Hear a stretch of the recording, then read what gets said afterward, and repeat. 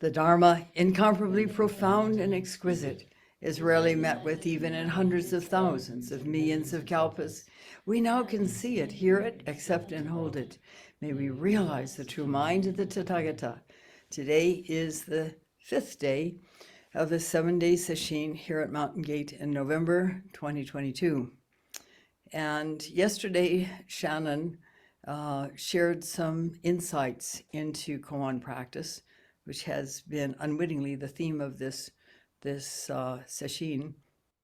And I'd like to expand a bit on what she has offered to you. She spoke of barriers. Barrier is a very popular word in Rinzai Zen. In fact, the Mumon Kan means barrier. So it was the no-gate barrier or the gateless barrier.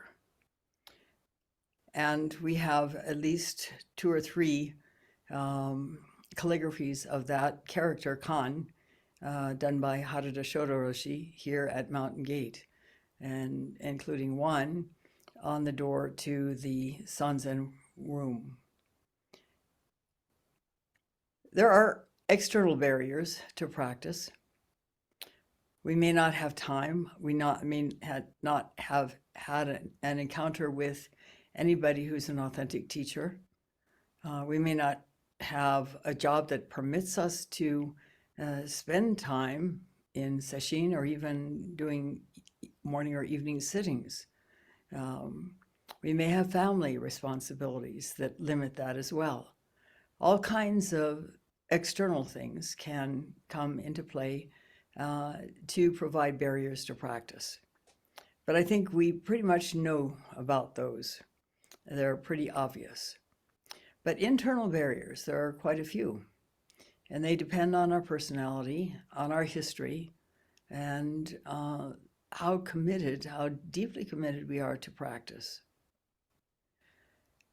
It is said that it is rare enough to encounter the Dharma, the teachings, as exemplified by a sea turtle that once every 500 years comes up to the surface of the sea and ends up putting his head unwittingly, probably not on purpose, but unwittingly on through a knothole in a piece of wood that happens to be randomly floating on the waves. It is rare. And those of us who practice, it is a supreme gift, really. Because if we persist, it will ultimately bring us to awakening. And if we persist in that, to deeper awakening. And if we persist in that and all along the way work on the long maturation, we will gradually become more and more free of those barriers. A very prominent barrier, now well known in this day and age, although only recently, is how we grew up. Whether we had loving, caring parents, whether we had a situation that was a stable environment, and whether we didn't. And early childhood trauma, the top of which is abandonment, and abandonment does not necessarily mean putting us in a garbage dump or at the doorstep of the fire station or something like that when we're an infant. Right in the midst of our family home, we can experience abandonment. And the parents are not really ready to have a child and don't know how to interact with children.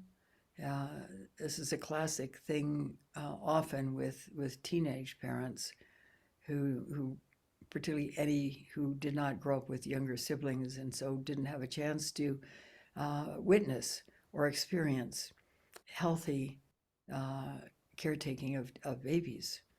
And it can also happen when a parent gets ill and is out of sight for an extended period of time, particularly when we are toddlers. And unfortunately, former President Donald Trump has had that that kind of an experience. His mother was hospitalized for 6 months when he was 2 years old. And the trauma that carried for him has been evident ever since. People can simply be ignored by their caregivers. I witnessed a very painful scene while I was waiting for a lab test. Mom and dad in the waiting room with a son who appeared to be 5 or 6 years old.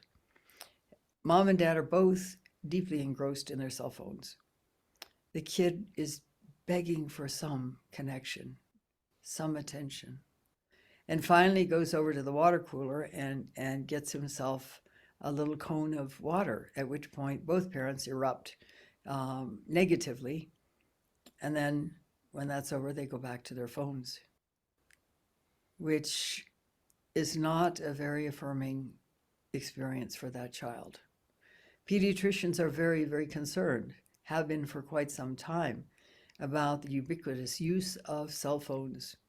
And they have urged, for example, as well, that children not be set in front of a TV until they are at least 2 years old. Babies need nurturing. They need encounter, connection with human beings who are healthy in order to learn, to mirror, really, healthy mind states and healthy ways of dealing with challenging experiences.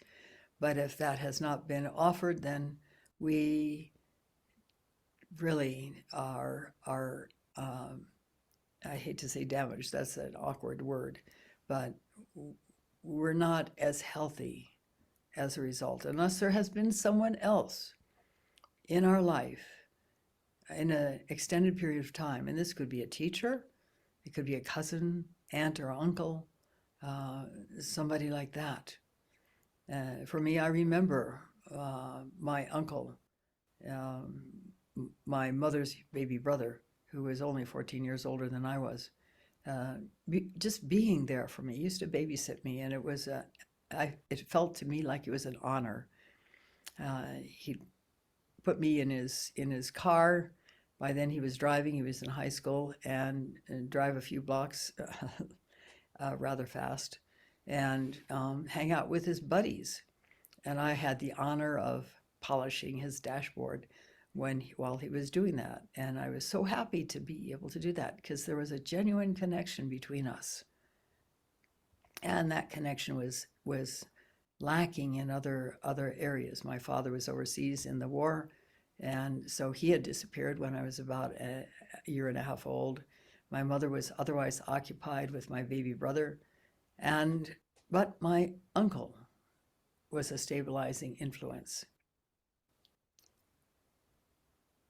That's one thing that can happen to people. That's one thing that provides a barrier when we get to Zen practice, because when we have those experiences of being abandoned, whether physically or otherwise, psychologically, we connect ourselves with that experience in a negative way. If we were good enough, we wouldn't have been ignored. If we were good enough, we wouldn't have been abandoned. If we were good enough, mom and dad would have interacted with us instead of getting lost in their cell phones. It makes a difference. And we bury those feelings. And when we start doing Zazen, if we're doing effective Zazen, they begin to come to the surface again. And that is a point at which many people flee Zen practice. When we come into Zen practice, most people assume that it's going to be something that is liberating, which it is, or I should say it can be, depending on the work we do with it, that it offers us an amazing freedom, joy, and ease in life. And all of that is true, except that what is required in order to reach that point is the hard work of the long maturation, which also includes, as we're doing Zazen, allowing ourselves to feel those hidden feelings, those suppressed feelings that are uncomfortable. They can be frightening. They can, they don't feel good at all. But in order to really reach that profound awakening experience that innate freedom that we can realize, we have to go through those barriers. There's a whole host of what would be termed psychological barriers, and that is one type of psychological barrier. Roshi Kapleau, in the earlier years of his teaching, had great suspicion of psychologists. He was convinced that they were trying to co-opt Zen, teach it on their own, with the idea that they could free their clients, their patients, from difficult stuff, from conditioning. Then he was asked to give a talk at the Omega Institute to a whole group, a couple hundred, I think, psychologists, and realized that that's not what they had in mind, at least not most of them. What they had in mind was learning how to become more free themselves so that they could be of more service to their clients.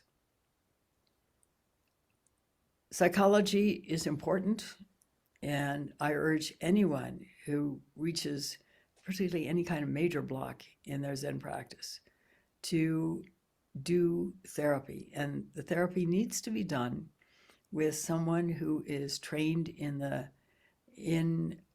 type of therapy that would be most effective for whatever is going on with a person. For example, early childhood trauma. There are now, although there weren't, I don't think even 10 years ago, people trained to work with that kind of trauma, because it's trauma that happened before children had words to describe it. Nonetheless, the pain of that is buried in the body and needs to be worked with to process and become free of, even if we can't put it into words.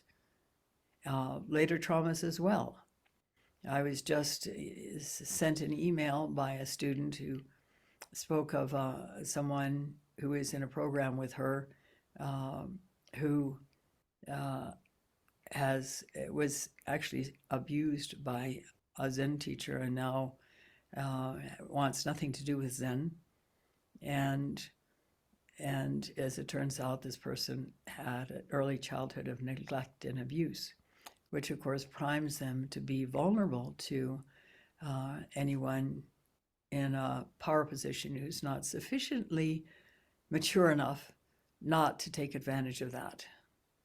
And unfortunately, we have seen a number of cases in the United States, both of American teachers, Zen teachers, in various different traditions of Buddhism, Tibetan, Zen, Rinzai, Soto, who have abused their students. And some of them have been actually non-Americans. They have been people who have come to America to teach from other countries. And it is because they have not worked on their stuff. They are still behind their barriers.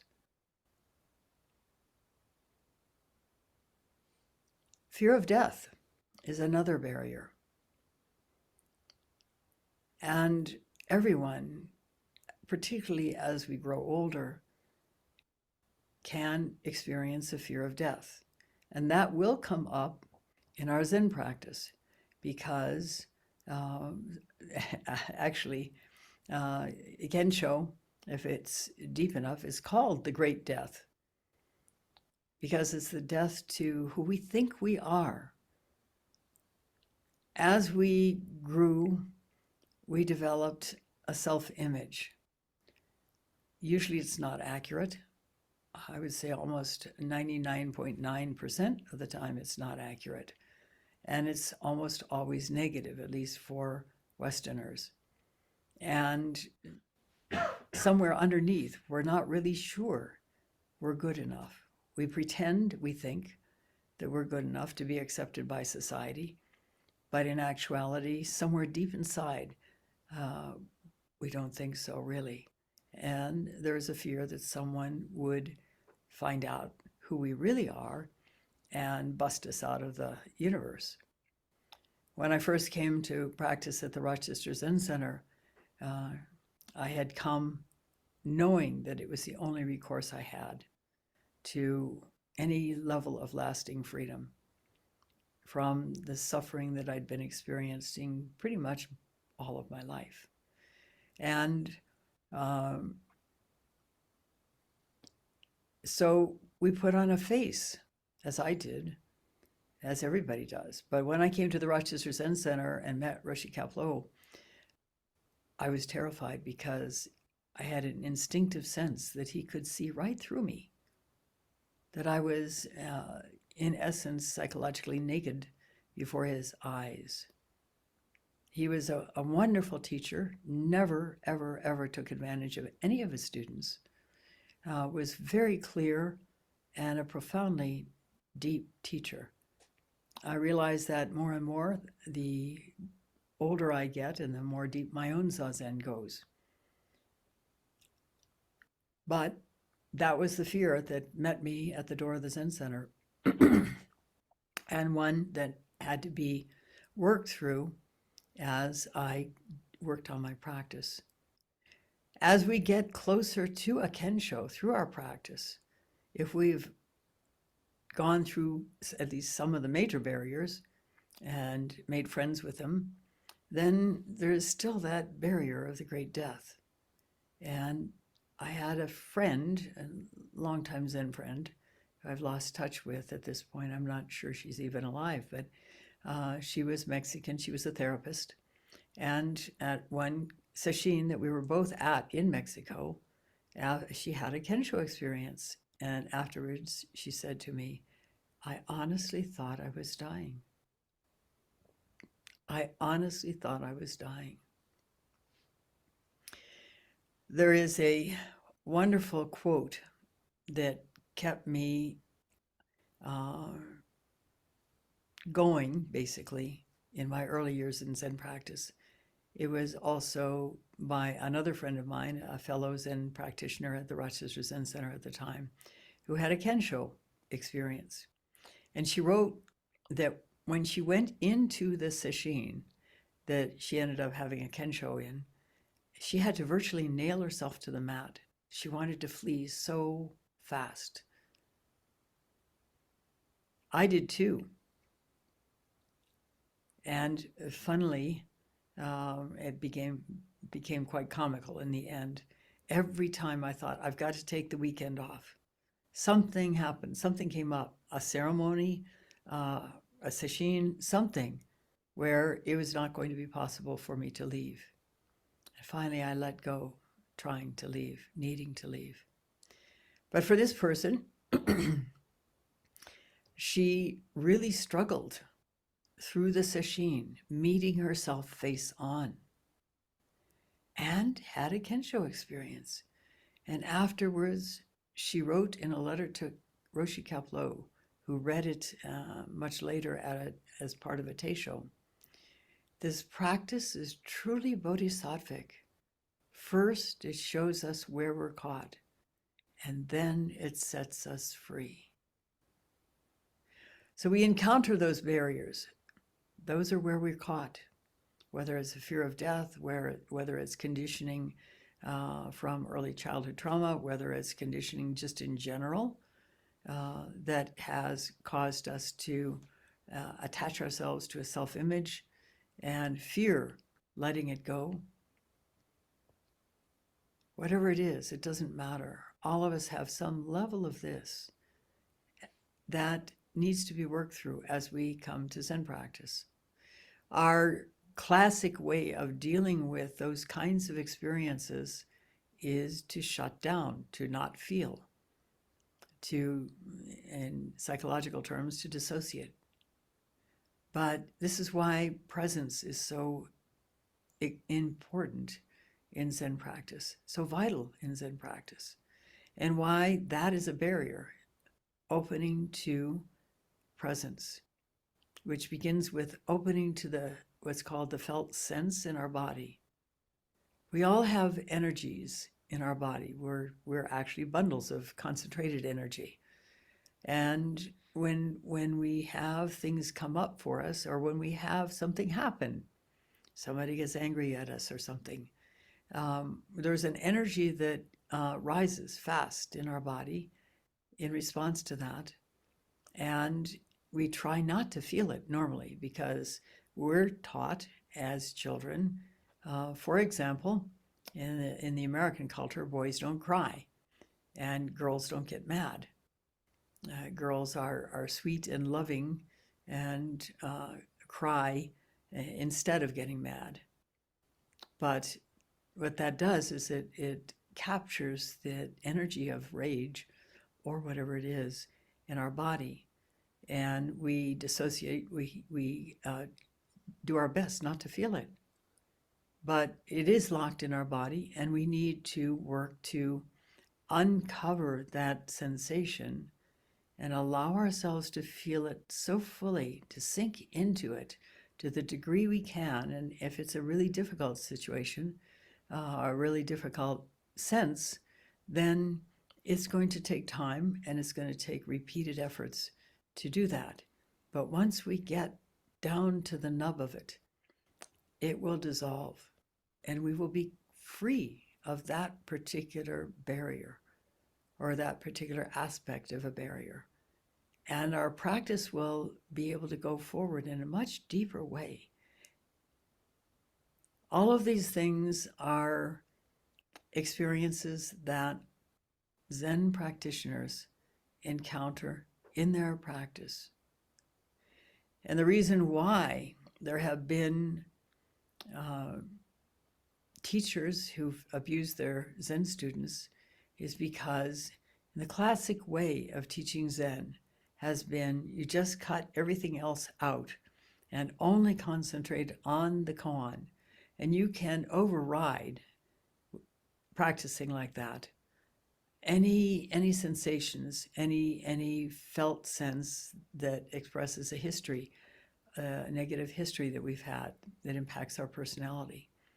And the result is that we are, as John Wellwood, a psychologist who also was a long time meditator, said, we're making an end run around our issues.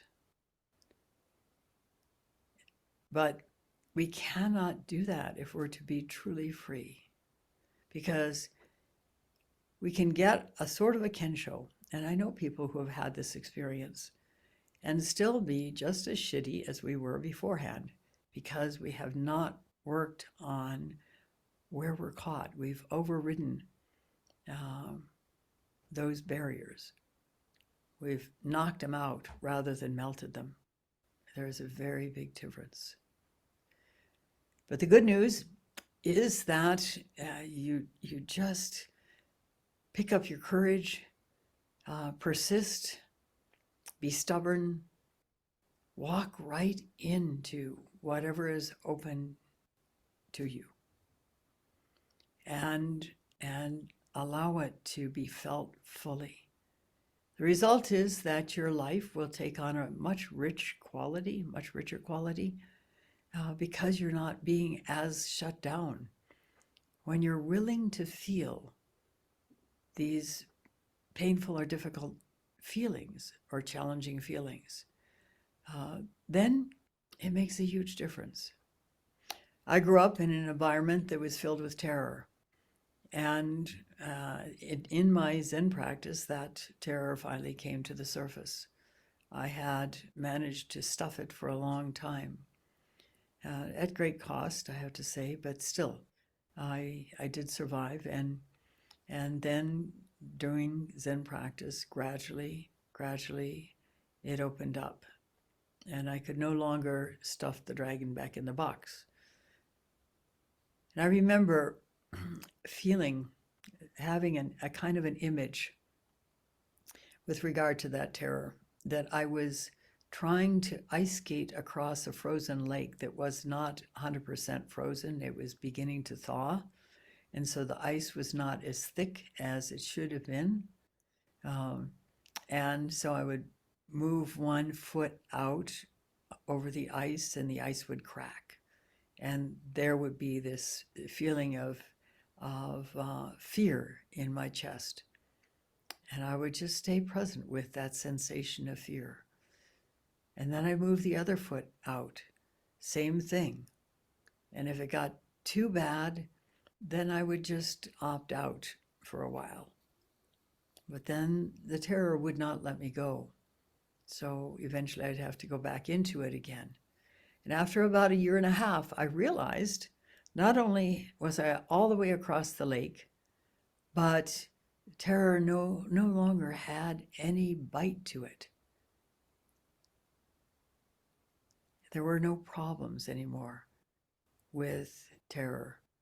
It had shrunk into just a feeling.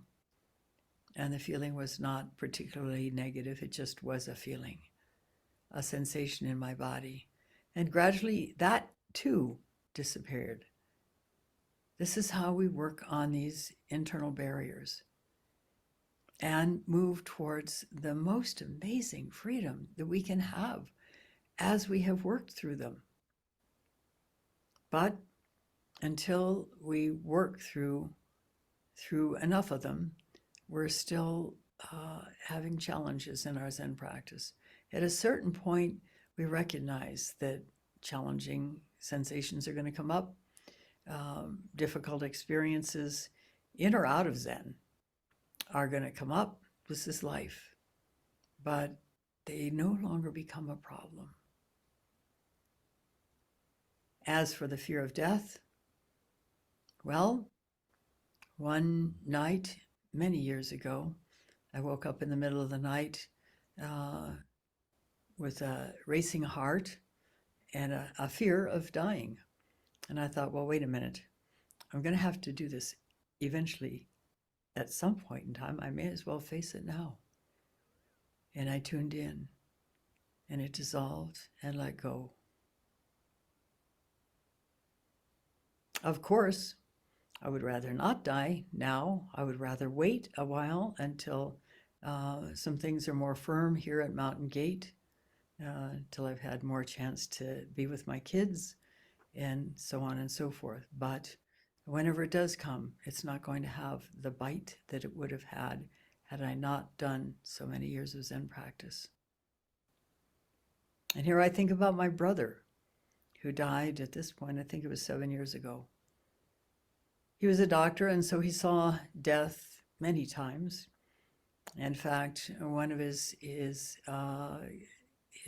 staff in his office, his medical office, died of cancer. He knew what would come. And then he himself suddenly was diagnosed with cancer. It was a kind of cancer that we all thought that he'd have some surgery and get over. It was simply a discrete tumor and he had an 11.5-hour surgery to remove it and to replace what it had been caught in. And because he was so healthy, he had had a double dose of chemo before the surgery. That's a kind of a standard practice, so that as you're being cut open, the cancer cells are contained or at least limited in their ability to reinfect you, travel elsewhere in your body and cause cancers elsewhere. And then he had the surgery. Then he had 4 more chemos after that. 6 weeks after the last chemo, he was dead. I learned about this just a few days before he died. I was on my way to Denver for my annual physical, and so I couldn't immediately leave right then. And I told him, you know, I wouldn't be able to leave until the following Monday He said, I'll be gone then, by then. So when I got home, 3 days later, I got the call from one of my sisters saying he had just breathed his last.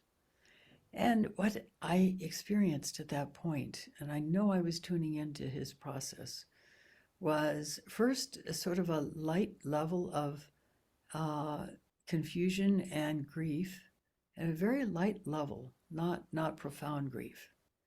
And then that lasted for about 4 hours, and then it transformed into an amazing mind state that I can only try to describe by saying it was like luminous transparency.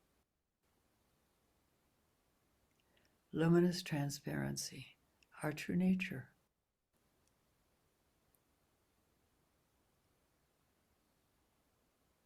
People who have had near-death experiences have lost their fear of death. But on the other side of that wall, that barrier, it can feel pretty frightening. And what we are doing in our Zen practice is letting go where we are caught in ideas about ourselves, in conditioning, in habit patterns, in assumptions. And all of those we have previously wrapped around ourselves like a comfortable blanket. It reminds me of Flora Courtois' vision that she had, one of two visions she had when she was getting deeper in her Zen practice. And in it, she was part of a cave-dwelling family in ancient times. And one day they dared to go to the mouth of the cave and venture out, just very short distance. I mean, a few feet from the cave opening. And she was absolutely amazed at what she saw. This vast plain of light filled with potential. And to her dismay, the rest of the family turned and went back into the cave. And that's when she realized that she would have to go it alone in her Zen practice. We all have to go it alone in our Zen practice at a certain level. No one else can practice for us. We can find ourselves, hopefully, with good karma, in a Sangha family with a healthy teacher and guidance that helps us move towards that freedom. But the only person that can come to awakening, no matter how big the Sangha is, no matter how deep the teacher is ourself. And so it takes a great deal of work, but the work, I can attest, and I know many others can, is so worth it. So don't assume going into Zen practice it's all going to be sweetness and light, because some of it may be, but at some point you will encounter challenges in your practice that are a result of your own conditioning, your own belief system, your own self-image. And they have to be worked through in order to come to true awakening. Anything short of that is fake, really, and can cause a great deal of damage to others. So deeply, deeply commit to opening to whatever is there. And if it's very frightening, then open as far as you can and then back out. Just go back again when there's an opportunity into that. Gradually and gradually and gradually, you will become more familiar with it. It will become less challenging. And one day you'll realize, oh, I don't have that fear anymore. And you will be so much more free. You'll feel it. That's real Zen practice. To walk right into what is commonly called the whole catastrophe. It's not really a catastrophe. It's a miracle that we're born. It's a miracle that we can come to Zen practice. It's a miracle that we are willing to work with these interior and exterior barriers and continue to the point of true awakening. All along the way, using the long maturation to truly enhance that awakening, to live that awakening. So it's not just a sense of things, that it actually plays out in your own life. So your habit patterns dissolve into compassionate living, wise living. This is what we can reach through our Zen practice, but it takes work. I thank you for listening. We stop now and recite the 4 vows.